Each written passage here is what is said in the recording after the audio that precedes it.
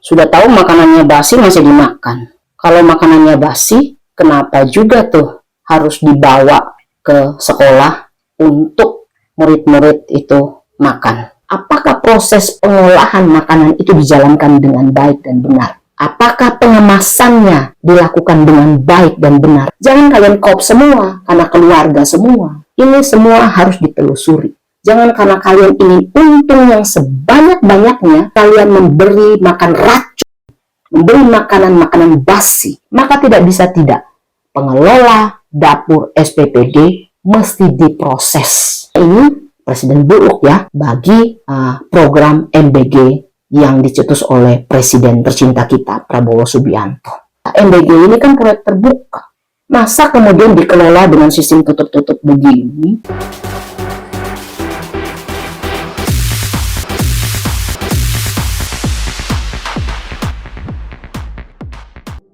Nah, sahabat inspirasi novel di mana saja berada, apa kabar kalian? Semoga kalian dalam keadaan sehat-sehat saja ya. Sahabat inspirasi novel, kemarin hari Selasa tanggal 22 Juli 2025, kita di Kota Kupang dihebohkan oleh adanya peristiwa ratusan anak-anak sekolah dari sekolah menengah pertama SMP Negeri 8 Kota Kupang. Mereka semua dibawa ke 3 rumah sakit yang ada di Kota Kupang. Yang dikeluhkan mereka pusing, mual, kemudian sampai muntah-muntah, ada yang ulu hatinya sakit, dan bahkan ada yang sampai pingsan. Gara-garanya apa? Dokter mengatakan bahwa mereka diduga mengalami keracunan makanan. Makanan apa ini? Ya, mereka diduga mengalami keracunan makanan setelah menyantap makanan bergizi gratis MBG pada kemarin paginya. Nah, bagaimana ceritanya? Ikuti terus di Sahabat Inspirasi Novel. Dan bagi yang belum subscribe di channel YouTube Sahabat Inspirasi Novel, silakan memberikan subscribe-nya ya. Bagaimana ceritanya? Harwatul Ruaha lantur.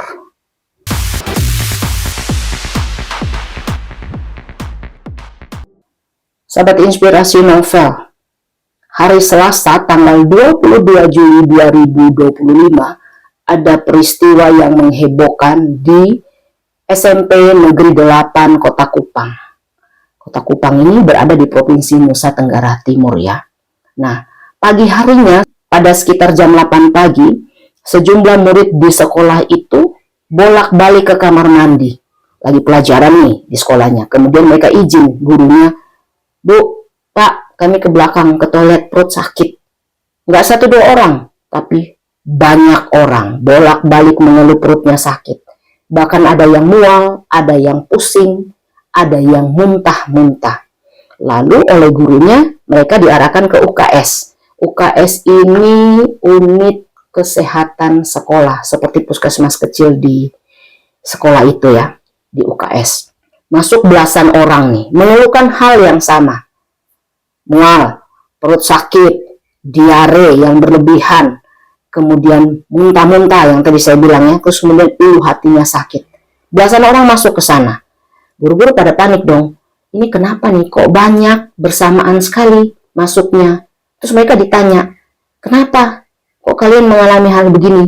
Terus mereka bilang mereka juga tidak tahu karena mereka mengalami hal ini sakit itu yang tadi mual, pusing, muntah, diare itu sejak kemarin, berarti sejak hari Senin tanggal 21 Juli 2025. Kenapa? Katanya lagi gurunya. Ya kami juga tidak tahu, waktu kami pulang katanya, sampai di rumah mereka mengeluhkan hal yang sama. Kayak begitu. Nah, dan karena mereka mengalami hal yang sama, kemudian dianalisa. Kok bisa? Hampir semua murid di sekolah itu mengalami keluhan yang sama. Dan bukan hanya 18 saja, bahkan beberapa menit kemudian ratusan murid mulai mengeluhkan hal yang sama. Masuk ke UKS, jelas UKS kan tidak bisa terima lagi. UKS-nya kecil ya, 18 orang saja mungkin sudah terlalu penuh itu di UKS. Ratusan murid kemudian masuk. Guru-guru di sana pada kelimpungan ya. Mau rawat siapa tinggal siapa ya. Guru-gurunya juga hanya beberapa orang. Di UKS itu semua guru diterjunkan, kemudian murid-murid dikasih obat seadanya ya. Di UKS itu kan biasa ada obat tuh, kemudian digosok minyak kayu putih, tapi rupanya tidak bisa mengatasi. Karena banyaknya murid yang sakit pada waktu yang bersamaan, dan kemudian mereka juga tidak bisa mengatasinya, akhirnya Kepala Sekolah SMP Negeri 8 Kota Kupang, Ibu Maria Roslin Lana, kemudian langsung mengambil keputusan, tindakan untuk bisa mengatasi hal itu. Dan langsung berinisiatif untuk menghubungi pihak terkait. Maria Roslin langsung menghubungi puskesmas Osapa ya, itu merupakan puskesmas rujukannya, berkonsultasi tentang hal itu, dan kemudian pihak puskesmas mengatakan bahwa sebaiknya cepat dibawa ke rumah sakit kota. Rumah sakit kota ini rumah sakit Eskalerik ya, yang juga berada tak jauh dari sekolah. Itu merupakan rumah sakit rujukan. Akhirnya beberapa siswa langsung dibawa ke rumah sakit, terutama siswa yang memang mengalami hal yang sudah tidak bisa diatasi ya di situ ya. Kepala sekolah mengontak juga Kepala Dinas Pendidikan dan Kebudayaan Kota Kupang, Kepala Dinas Kesehatan Kota Kupang, dan juga mengontak beberapa pihak terkait untuk bisa membackup hal ini. Dan kemudian para siswa itu kemudian diantar ke beberapa rumah sakit yang ada di Kota Kupang ya. Ada yang diantar ke rumah sakit Siloam, ada juga yang diantar ke rumah sakit Mamami, dan juga diantar ke rumah sakit Eskalerik ya. Mereka diantar bolak-balik dengan Grab, ada juga dengan mobil guru, dan kemudian selang beberapa saat kemudian dari Dinas Pendidikan Kebudayaan Kota Kupang, kemudian Dinas Kesehatan juga memberikan bantuan mobil, dan juga dari BPBD ya, juga memberikan bantuan mobil untuk bisa memobilisasi para siswa itu untuk segera ditangani di rumah sakit. Dan siswa yang lain yang juga mengeluhkan hal yang sama namun tidak terlalu parah, diperbolehkan untuk pulang. Nah, informasi ini tentu sangat mengejutkan ya, tidak saja masyarakat, terlebih orang tua para siswa, karena medsos berseliweran ya. Orang mulai memvideokan, orang kemudian memfoto, mengambil gambar, kemudian mengupload di medsos. Ini tentunya sangat membuat khawatir orang tua, sehingga hanya dalam beberapa saat kemudian orang tua kemudian berbondong-bondong ke sekolah untuk meminta pertanggungjawaban dari pihak sekolah. Kenapa anaknya seperti itu? Dan beberapa orang tua pun di sana kemudian mengatakan bahwa ternyata anak-anak itu sudah mengalami pusing, mual, diare, sakit di ulu hati sampai muntah-muntah itu sudah dari sejak kemarin. Dan kemudian mereka menduga bahwa hal ini terjadi karena para siswa menyantap makanan MBG, makanan bergizi gratis, MBG, program dari pemerintah yang biasa tiap pagi dibawa ke sekolah itu ya. Nah, dugaan sementara seperti itu ya.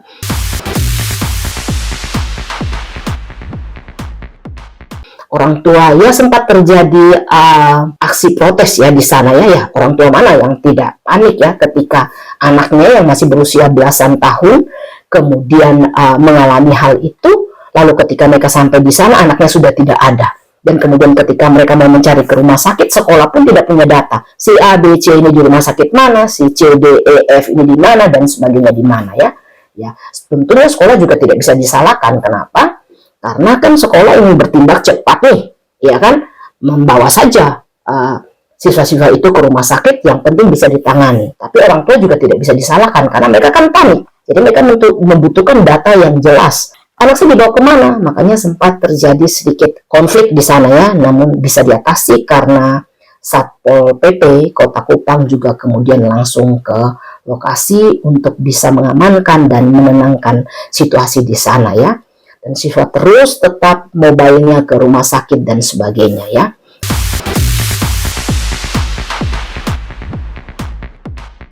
Dan sahabat inspirasi novel, bukan hanya orang tua. Akhirnya pihak-pihak terkait, para pejabat juga langsung turun ke beberapa lokasi itu ya, ke rumah sakit maupun ke sekolah ya. Dan beberapa pejabat terkait akhirnya mendatangi sekolah untuk bisa menunjukkan simpatinya. Mereka para pejabat yang turun ke sana itu ya antara lain Pak Wali Kota Kupang, Dr. Christian Widodo, kemudian juga ada Kepala Dinas Kesehatan Kota Kupang, Dr. Retno, kemudian ada Kepala Dinas Pendidikan dan Kebudayaan Kota Kupang, Dumulyahi Jami, ada juga Kepala Satpol PP Kota Kupang ya. Mereka semua turun ke sana untuk melihat secara langsung. Bahkan Balai POM Yosef Nahaklau juga turun langsung ke sekolah itu untuk melakukan pengambilan sampel makanan. Dan saat itu, teman-teman sahabat Inspirasi Novel, MBG yang hari Selasa itu tanggal 22 Juli 2025 juga sudah ada di sekolah itu ya. Sudah ada sekitar 1050 karena siswa di sekolah itu 1050 ya, sudah ada, tetapi diputuskan oleh kepala sekolah Maria Roslin untuk MBG itu tidak dibagikan karena ada dugaan bahwa para siswa yang mengalami sakit itu karena menyantap MBG pada kemarin, hari Senin, tanggal 21 Juli 2023. Nah, sahabat Inspirasi Novel, tidak hanya mereka mengunjungi sekolah ya, Wali Kota Kupang, Christian Widodo, juga mengunjungi anak-anak itu di 3 rumah sakit yang berbeda itu ya. Dan ikut mendampingi Dr. Christian Widodo, Wali Kota Kupang adalah Dandim 1604 Kupang, Letkol Infanteri Kadek Abriawan, dan juga ada Kepala Bidang Kedaruratan dan Logistik BPBD Kota Kupang, ada Pariko Umar, kemudian ada dari pihak kepolisian juga ya, dari Polresta Kupang Kota ya. Dan juga tim yang lengkap itu ya, yang tadi Kepala Dinas Pendidikan dan Kebudayaan Kota Kupang, kemudian ada Kepala Dinas Kesehatan Kota Kupang, ada BPBD Kota Kupang, ada Satpol PP, kemudian dan beberapa pihak terkait ya. Apa saja sih sebenarnya yang dimakan oleh para siswa pada hari Senin itu ya?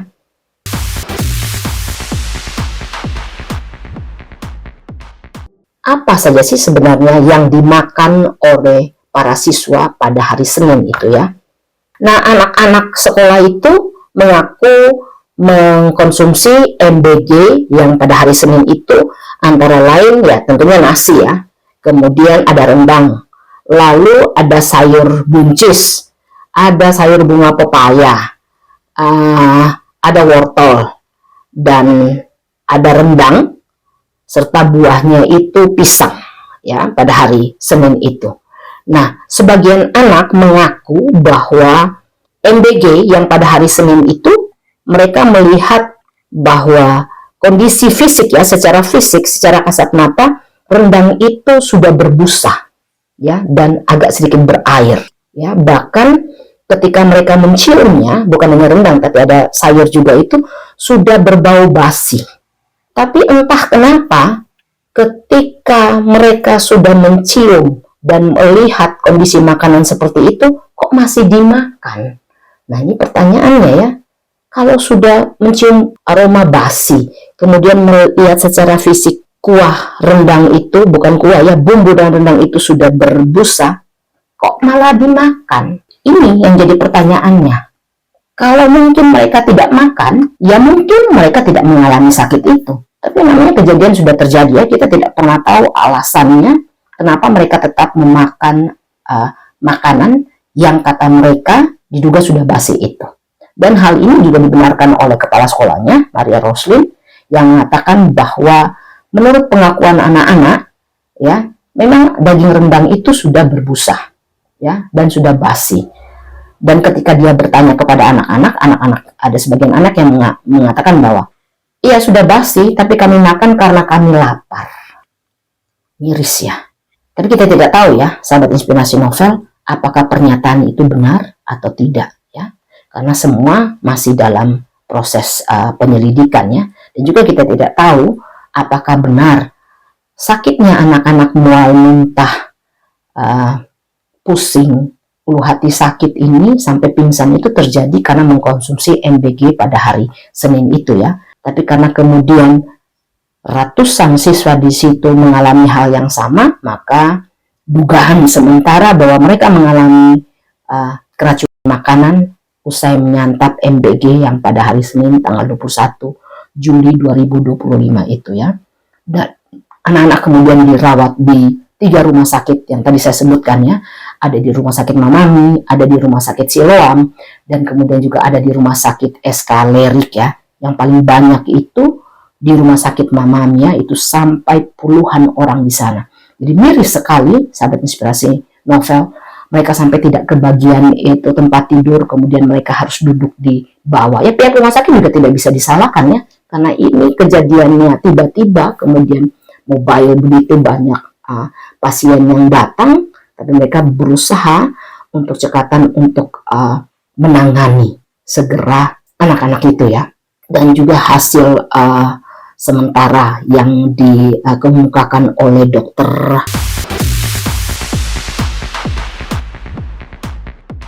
hasil pemeriksaan sementara oleh Dr. Ronald di Rumah Sakit SK Lerik menyebutkan bahwa gejala-gejala yang ditunjukkan oleh anak-anak yang dirawat di Rumah Sakit SK Lerik, anak-anak dari SMP Negeri 8 Kota Kupang itu yaitu muntah, mual, pusing, ulu hati sakit, itu merupakan gejala dari keracunan makanan.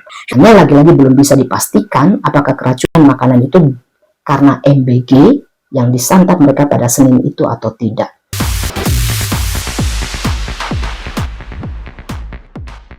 Nah, sekarang coba kita menganalisa kasus ini ya. Pertama, kenapa anak-anak itu tetap mau memakan makanan yang sudah diketahuinya basi, yang sudah dilihat secara fisik bahwa rendangnya itu sudah berbusa? Kenapa mereka masih mau memakan makanan seperti itu? Bahwa rendangnya itu sudah berbusa. Kenapa mereka masih mau memakan makanan seperti itu? Kalian punya jawabannya? Nah, kalau menurut saya, ada beberapa hal. Anak-anak ini kan polos. Mereka walaupun sudah tahu, oke, secara ideal kalau kita tahu makanan itu basi, makanan itu berbusa, harusnya tidak dimakan. Itu idealnya. Tapi yang namanya anak-anak, walaupun mereka sudah tahu gitu, mereka lihat kiri kanan teman-temannya kalau sudah makan, ya pasti mereka juga makan saja, ya, seperti itu. Jadi kita tidak bisa menyalahkan anak-anak. Terus mestinya seperti bagaimana? Nah, mestinya teman-teman sahabat inspirasi novel, menurut saya ya, harus ada pengawasan sebelum makanan itu sampai di meja, di tempat duduk anak-anak itu. Anak-anak ya dikasih, pasti buka langsung makan, ya. Dia tidak mau tahu atau tidak bisa tahu bahwa ini makanan sehat atau tidak. Mungkin dia punya perasaan saja ini bau. Ini mungkin dia punya perasaan saja bahwa berbusa. Oh, mungkin bumbunya seperti itu.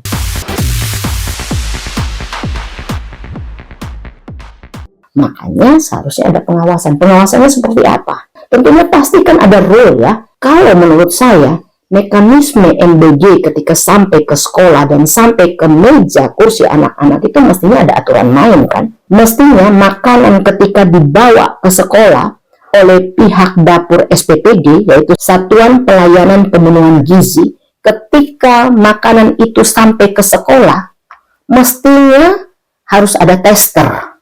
Ya, ada satu tester yang harus bisa disiapkan oleh SPPG itu untuk dibuka dan dilihat bersama, bahkan dicicipi oleh pihak sekolah, sehingga bisa memastikan bahwa oh ini makanan yang dibawa sehat, bersih, higienis, secara fisik tidak menunjukkan tanda-tanda yang mencurigakan, dan secara rasa juga tidak menunjukkan rasa-rasa yang aneh-aneh. Aneh-aneh maksudnya seperti basi, atau terlalu asin, atau terlalu manis ya. Sebenarnya kontrol itu di situ ya, dari sekolah ya. Bahkan mungkin bukan hanya tester, bahkan mungkin semua makanan itu dibuka sebelum dikasih ke siswa, jadi dia lihat fisiknya, dilihat. Memang ini agak repot, tapi itu salah satu cara yang bisa kita lakukan untuk ke depan, untuk mengantisipasi supaya tidak terjadi seperti ini lagi. Karena ketika makanan itu sudah sampai, lagi-lagi saya bilang, di meja dan di kursi anak-anak ya, apalagi SD, SMP, jelas mereka tidak tahu, mereka bilang sudah dikasih makan, ya mereka makan. Kan seperti itu. Jadi kontrol harus dilakukan seperti itu. Dan yang lebih aneh, itu pertama. Yang kedua, kalau sudah sampai di sekolah dan kenyataannya memang betul seperti itu ya, basi, dan kemudian rendangnya sudah berbusa, pertanyaannya sekarang, ahli gizinya di mana di dapur SPPG itu?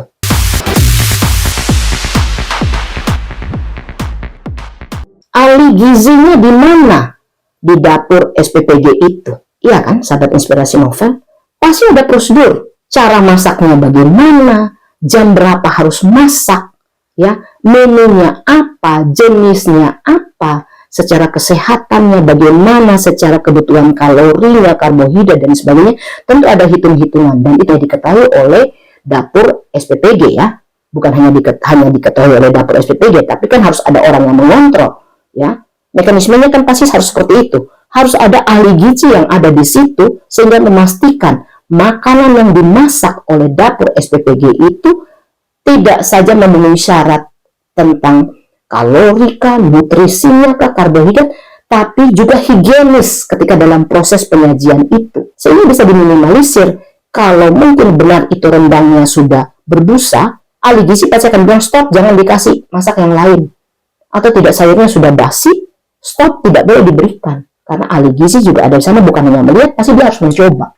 Tapi kalau kemudian faktanya bisa lolos, ada rendang yang berbusa, ada sayur yang basi, pertanyaannya apakah ada ahli gizi di SPPG dimaksud pada hari Senin itu atau tidak ada? Atau itu hanya formalitas saja, dalam prosedur baru harus ada ahli gizi untuk mengecek, tapi ternyata hari Senin lolos. Kita tahu bahwa tentu memasak ribuan makanan itu tidak mudah. Nah, di SMP Negeri 8 Kota Kupang itu ada sekitar 1050 siswa. Berarti ada 1000 paket makanan. 1000 tatakan nasi. 1000 paket sayur, 1000 paket buah, 1000 paket lauk yang harus dibuat oleh dapur SPPG. Tentunya tidak mudah. Namun ini sudah berjalan berapa bulan? Di SMP Negeri 8 Kota Kupang itu sudah berjalan sejak bulan Februari.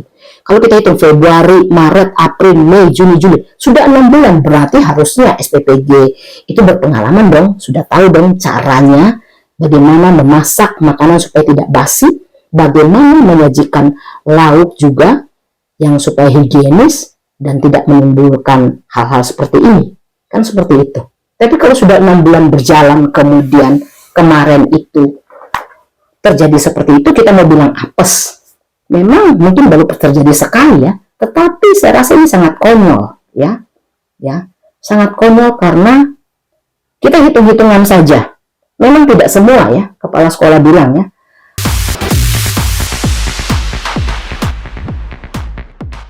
Data sekolah itu ada 1050 siswa yang menerima MBG. Kemudian kepala sekolah Maria Rosin itu mengatakan bahwa sekitar 200-an siswa yang menunjukkan gejala itu. Artinya ada 850 siswa yang tidak mengalami hal itu.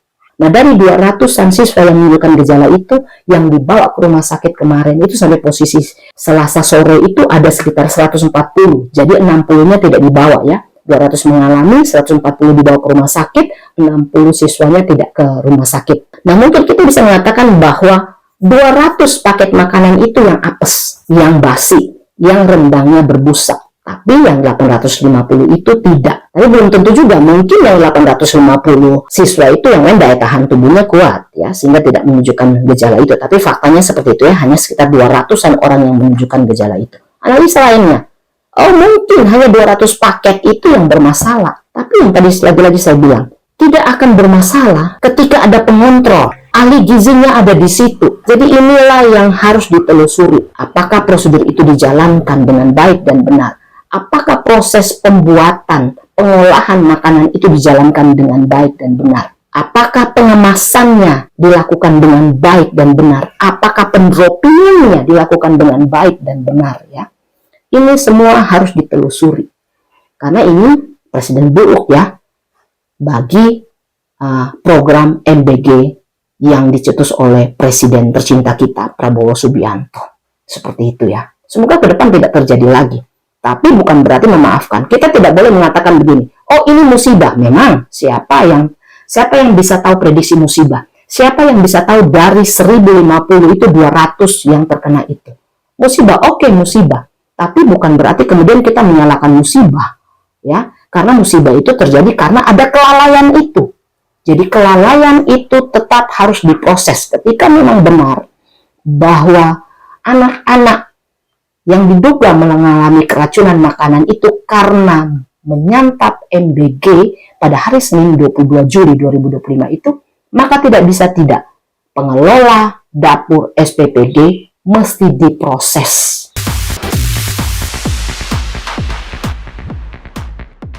Ya, ini sudah kalau kita mau bilang, ini juga merupakan kejadian luar biasa ya, KLB terhadap keracunan makanan. Dan itu ada tuh diatur dalam Peraturan Menteri Kesehatan nomor 3 ya. Nomor 3 tahun 2021 ya. Ini saya catat tentang penanggulangan kejadian luar biasa keracunan pangan. Nah, apakah kejadian kemarin yang 140-an siswa SMP Negeri 8 Kota Kupang itu bono-bono ke rumah sakit itu karena diduga keracunan makanan itu, apakah masuk dalam KLBKP atau tidak? Kalau masuk, berarti maka penanganan kasus ini juga harus penanganan yang luar biasa, sehingga hukuman proses hukum yang akan dilakukan akan dikenakan kepada pengelola dari dapur SPPG itu juga harus hukum yang luar biasa. Ini menjadi catatan, ini menjadi semacam pengalaman, menjadi patokan agar sehingga supaya apa?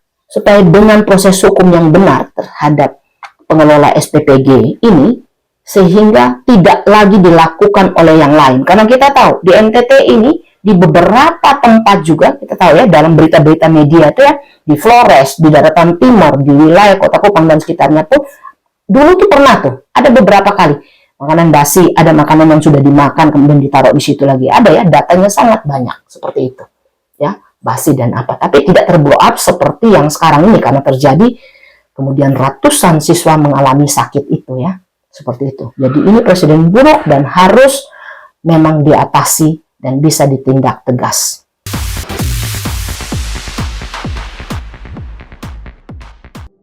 Nah, kita juga harus berterima kasih kepada BP POM. BP POM itu Balai Besar Pengawasan Obat dan Makanan. Kita harus berterima kasih karena kepalanya langsung, yaitu Yosep Nahaklau, langsung turun ke sekolah itu dan langsung menghimpun data dari kepala sekolah ya. Dia menghimpun data-data terkait dugaan bahwa siswa-siswa itu sakit karena keracunan makanan pasca menyantap MBG itu ya.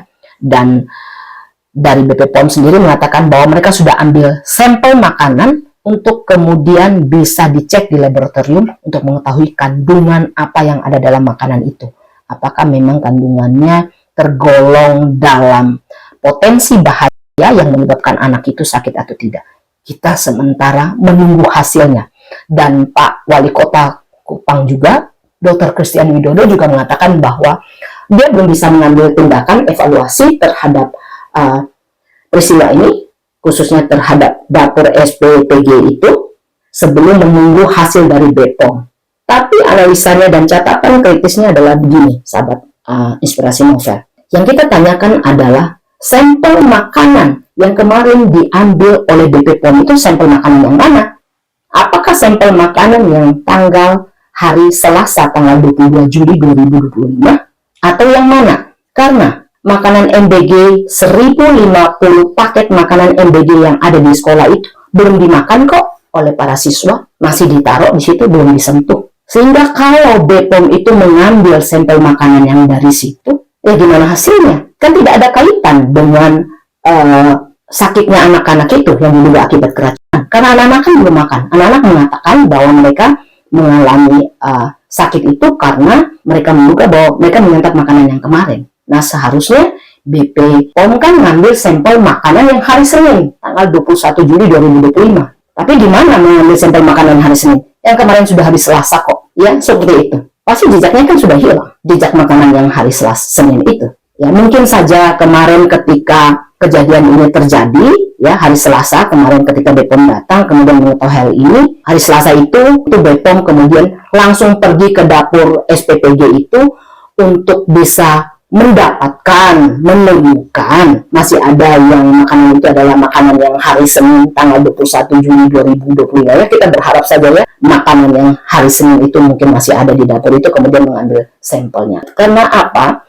Sahabat Inspirasi Novel, itu tadi saya bilangnya, untuk bisa mendapatkan benang merah ya akibat anak-anak keracunan itu kan harusnya sampel makanannya adalah sampel makanan yang hari Senin.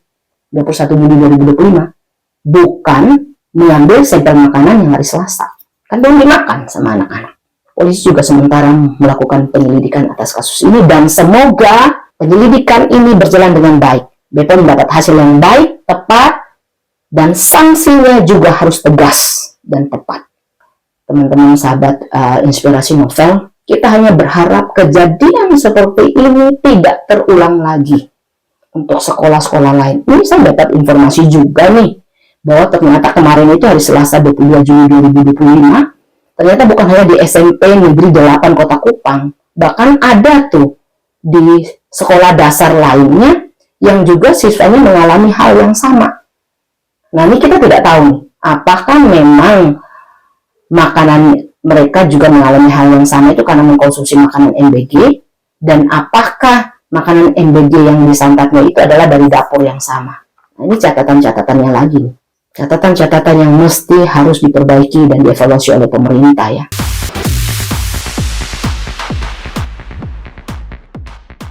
Saran saja ini saya ya, kalau satu SPPG itu menangani sampai belasan sekolah, yang satu sekolah itu mungkin sampai 1000, itu berarti ada berapa banyak itu orang di situ?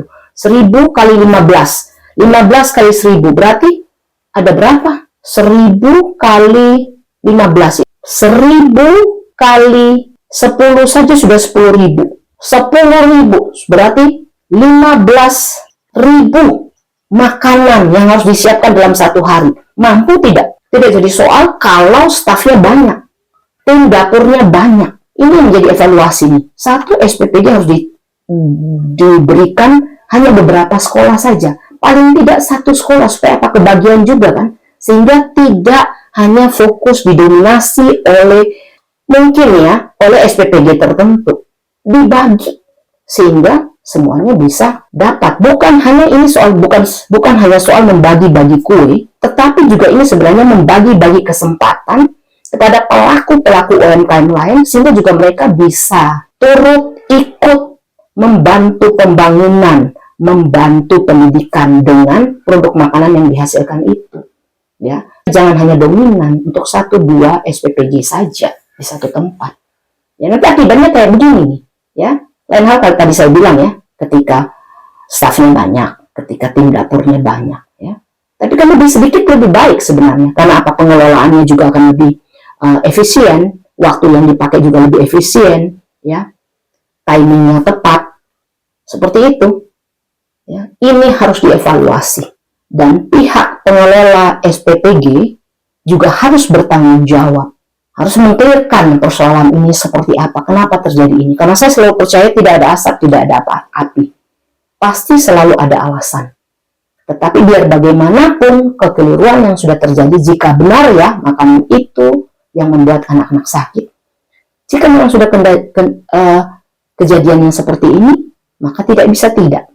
Pengelola SPPG mesti bertanggung jawab atas hal ini.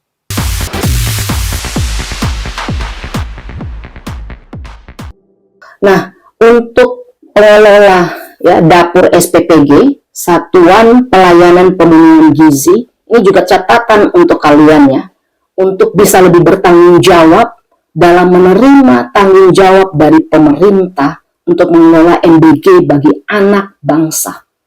Ya, jangan karena kalian hanya mencari untung, maunya hanya mencari untung kemudian mengorbankan generasi penerus bangsa. Ya. Siapa yang tidak mau untung ketika dalam bekerja? Siapa yang mau bekerja gratis? Tentu tidak, karena setiap pekerjaan pasti kan ada bayarannya dan tentu mesti ada untung.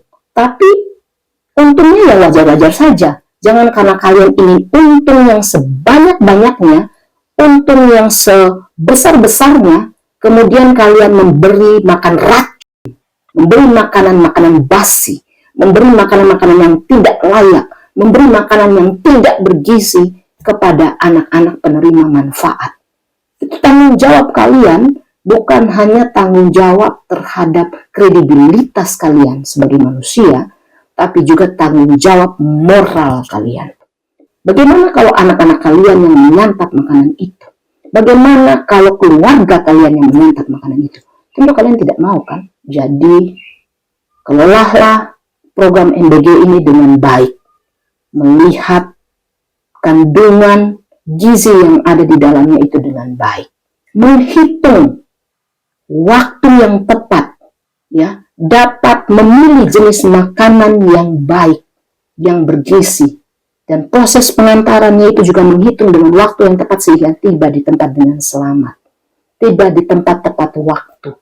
Proses membeli makanan itu juga di pasar, beli juga ini hal-hal kecil ya, membeli bahan-bahan makanan itu juga membeli yang adil di semua pedagang, sehingga apa? Sehingga kue pembangunan dari program MBG itu sampai di semua.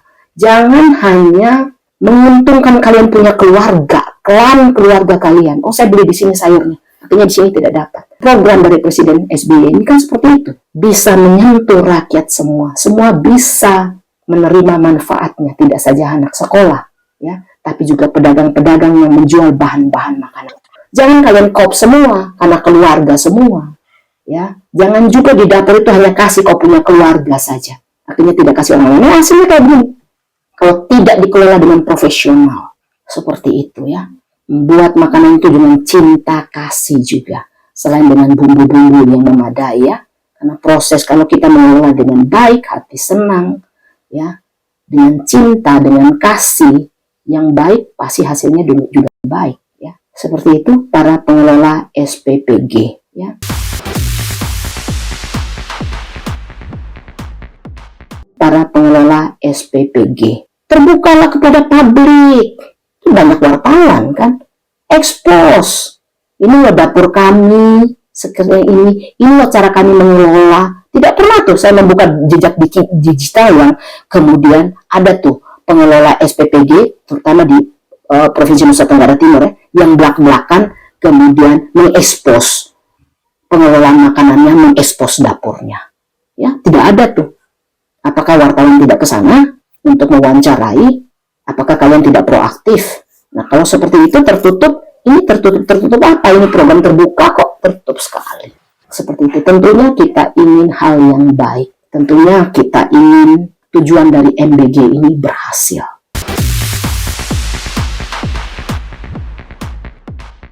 Nah, jangankan pengelola SPPG ya, ini juga catatan dan kritikan bagi pemerintah, pemerintah kota ya, dan pemerintah kota kabupaten di Provinsi Nusa Tenggara Timur dan di Indonesia pada umumnya ya. Saya bicara skop Nusa Tenggara Timur ya. Saya juga tidak pernah tuh dapat jejak digital yang pemerintah juga belak-belakan bahwa di Provinsi Nusa Tenggara Timur ya, atau di Kota Kupang, atau di Kabupaten Kupang, atau di Kabupaten Timur Tengah Selatan, Timur Tengah Utara, Kabupaten Belu, Kabupaten Malaka, Kabupaten Sumba Barat Daya, Sumba Barat, Sumba Timur, Sumba Tengah, Kabupaten Saburai Jua, Kabupaten Rotendao, Kabupaten Sika, Kabupaten Lembata, Kabupaten Flores Timur, Kabupaten Ende, Kabupaten Nagakeo, Kabupaten Ngada, Kabupaten Manggarai Barat, Manggarai Timur, apalagi ada terlewat ya. Saya tidak mendapatkan jejak digital yang pemerintah yang mengumumkan secara belak-belakan. Ini loh di wilayah kita yang mengelola SPPG itu ini. Lokasinya di sini. Yang mengelola ini. Tidak ada saya dapat. Tertutup sekali ya. Apa karena memang pemerintah tidak tahu ini langsung diurus pusat atau bagaimana ini? Masyarakat akhirnya tidak tahu ini di mana. Kenapa dikelola dengan sunyi senyap seperti ini?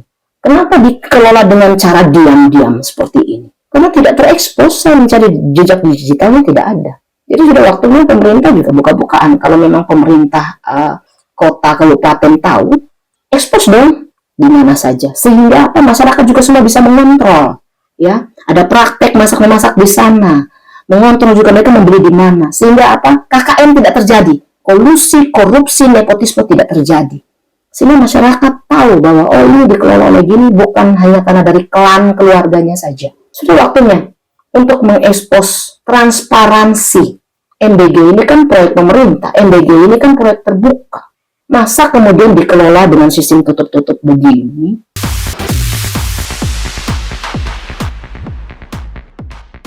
Tapi saya yakin dan percaya semoga dengan kasus dugaan keracunan makanan MBG yang dialami oleh siswa, murid di SMP Negeri 8 Kota Kupang ini menjadi pelajaran berharga, menjadi batu loncatan untuk kedepannya semua pihak akan lebih terbuka, akan lebih transparan, bisa lebih profesional dalam menjalankan peran-perannya. Dan rule, aturan main, mekanisme tentang pengelolaan MBG itu bisa dijalankan sesuai aturan main. Tidak ada lagi aksi-aksi main mata, tidak ada lagi tutup-tutup, tidak ada lagi rahasia-rahasia. Ya, karena seperti itulah seharusnya program itu dijalankan.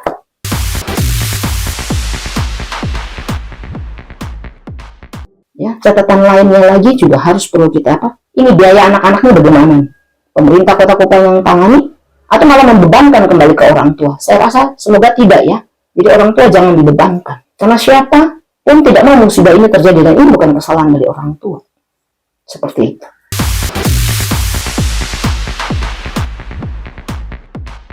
Dan untuk anak-anak sekolah juga ya, meskipun kalian masih kecil, ya mungkin belum bisa menganalisa lebih jauh, tapi ketika kemudian mendapatkan makanan MBG di sekolah, lihat fisiknya kalau mulai aneh, sayur itu kan warna hijau ya, kalau sudah sayurnya itu warna hitam, itu patut diwaspadai. Dan kita bisa lihat ya sudah berbusa, sudah berair ya dari tampilan fisik, kemudian kita merasakan sudah rasanya lain, ya itu langsung harus berani speak up. Berani langsung bicara, bu, ini makanannya kok kayak gini, bu, ini kok makanannya kayak basi, seperti itu.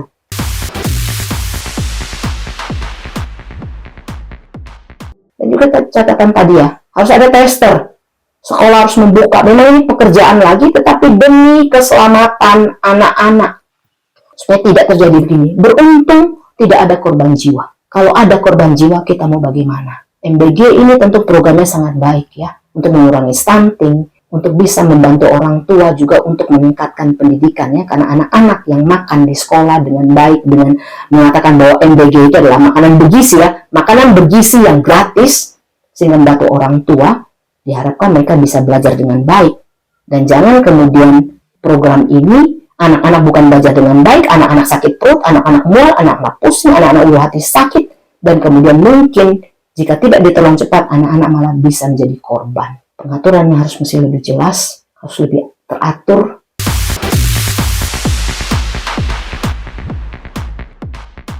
Ya, untuk orang tua murid yang mengalami kejadian ini, saya ikut menyatakan prihatin dan semoga dalam waktu yang cepat anak-anak juga bisa pulih dan kemudian bisa bersekolah lagi. Ya, ini pelajaran untuk kita semua. Harua telur ruaha miring dumu.